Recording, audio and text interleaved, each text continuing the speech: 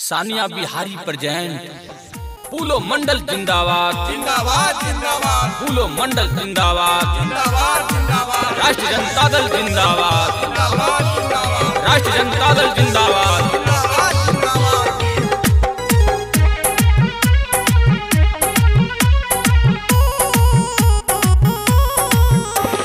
पूलो मंडल भैया के सभे मिलके जीतैहा हो।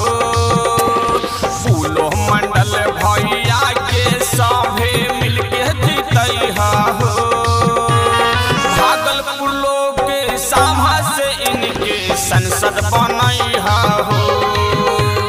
भागलपुर लोग के सभा से इनके संसद बनैहा हो।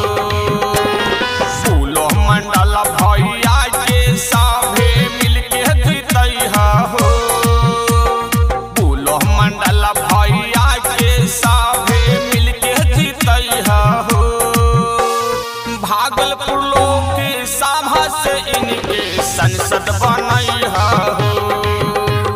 भागलपुर लोग के सभा से इनके संसद बनैहा हो।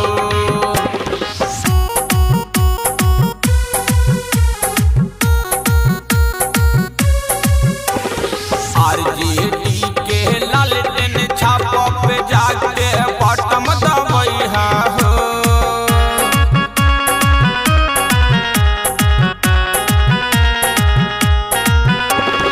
आरजेडी के लालटेन छापा पे जाके बटम दबैहा हो।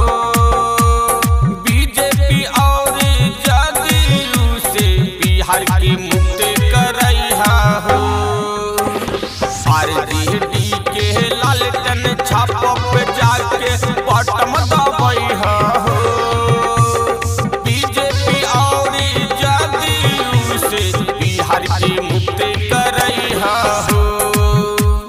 सालेश कुमार उर्फे पूलो मंडल के विजय बनैहा हो। सालेश कुमार उर्फे पूलो मंडल के विजय बनैहा हो। भागलपुर लोग के सभा से इनके संसद बनैहा हो। पूलो मंडल भैया के सभे मिलके जीतैहा हो।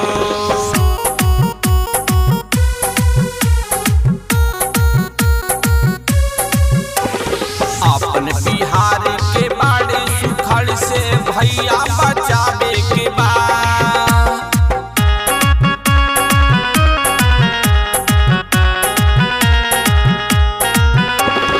अपन बिहार के बाड़े सुखड़ से भैया बचावे के बाद छोड़ो नीतीश कुमार के भैया आरजेडी जितावे के बाद छोड़ो नीतीश कुमार के भैया आरजेडी जितावे के बाद कहिला सनिया बिहारी हो भैया नाही भूलैहा हो।